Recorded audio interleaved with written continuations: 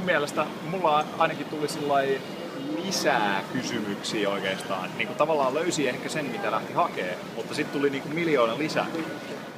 Ja itsellä myös se, siis silleen kyllä tuntuu löytävän semmoisen kipinän lähetystyöstä, mitä ainakin itse, siis jotenkin tuntuu nyt kun tässä, joo, tää on tosi hämmentävä, mutta joo, eikö siis just sitä, että tavallaan sai semmoista lähetysintoutta enemmän ja tai ideoita, mitä voi myöskin hyödyntää fotosuunnissa, että semmoista löytämistä on ollut enemmän matsua, mitä saa käyttää. Löysitkö sä? Vastauksen.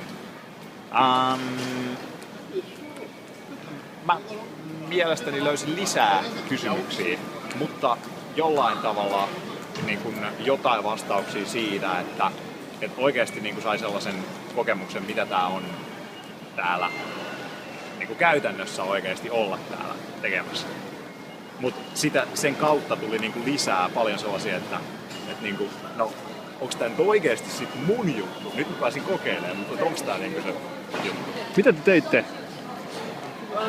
No siis leikittiin huumevierottujien kanssa Tankavakissa.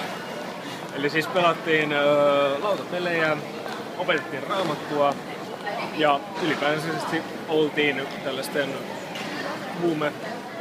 vierotuskuntoutuksessa olevien tyyppien kanssa. Ja sitten sen lisäksi oltiin vielä seurakunnan nuorisopuolella viettämässä lasten ja ala-asteesta yläasteen ikäisten kanssa.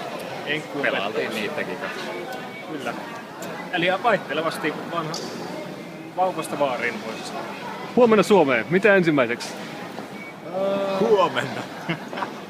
Niinpä. No, ekana tullin läpitte, sitten bussilla junaa ja junalla Kuopioon.